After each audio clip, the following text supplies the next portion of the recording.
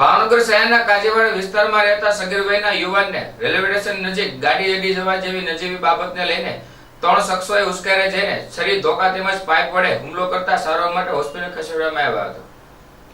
ભાવનગર શહેરના કાજીવાડ વિસ્તારમાં રહેતો હફીઝ સાદિકભાઈ પઠાણ, જેઓ રેલવે સ્ટેશન નજીક બાઇક લઈને જઈ રહ્યો હતો, તે દરમિયાન 3 યુવાનો બાઇક લઈને જઈ રહેતા તે સમયે સામાન્ય અડી જવા જેવી બાબતને લઈને 3 યુવાનો ઉશ્કેરે જઈને સગીર વયના યુવાન ઉપર લોખંડના પાઇપ, ધોકા તેમજ તીક્ષ્ણ હથિયાર વડે જીવલેણ હુમલો કરવામાં આવ્યો હતો, જ્યારે ઇજાગ્રસ્ત યુવાનને સારવાર માટે હોસ્પિટલ ખસેડવામાં આવ્યો હતો. આ બનાવ બનતા ઘટના સ્થળે લોકોના ટોળા ઉમટી પડ્યા હતા અને પોલીસને જાણ કરાતા પોલીસે આવીને વધુ તપાસ હાથ ધરી હતી.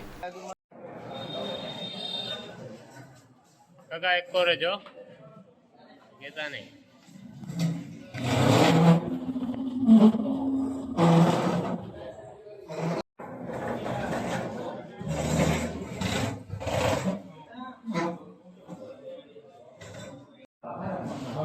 મારા પછી ઉલટી ઉઠતા બેબાન જોઈ કાના ગળા મેળે બાંધ થઈ ગયો.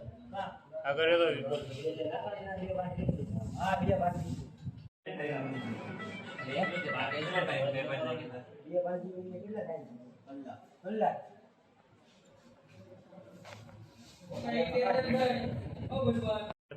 इसकी बात न मारे इसको हमने बता मारो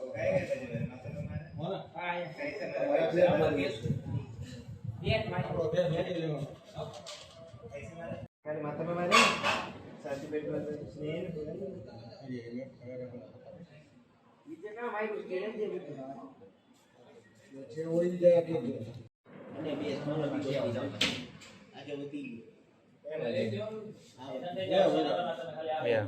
माथा को ठेस के बदी दी के जो માથા કુટ નથી तो पता तो ताરું नाम હફીઝ ખાન સજીદ ખાન પઠાણ. શું બનાવ બન્યો? કાલે રાતે અમે એરપોર્ટ રોડ ઉપર આટો મારવા ગયા હતા, તો ત્યાં 3 અજાણ્યા વ્યક્તિ હતા જે ગાડી ચલાવતો હતો, એ મોઢે રૂમાલ બાંધેલો હતો. ને પછી એ અમારી ગાડીની બાજુમાં ગાડી નાખી તો થોડીક ગાડી અડી ગઈ. પછી આજે એ આવીને મને રેલવે સ્ટેશનની બાજુમાં જે ખાંચો છે ને ત્યાં આગળ મને આવીને લોખંડના પાઇપથી છરી અને જે હાથમાં પહેરવાનું ઓલું આવે ને લાયન પંચ, એનથી બધાથી મને માર્યો. કેટલા જણા હતા? 2 થી 3 જણા હતા ત્યાં. તું એને ઓળખો છો? નહીં, એકને ઓળખું છું, મોઢે જોઈએ. કઈ જગ્યાએ બનાવ બન્યો? બનાવ આપણે રેલવે સ્ટેશન છે ને એની બાજુના ખાંચામાં. કેટલા જણા હતા?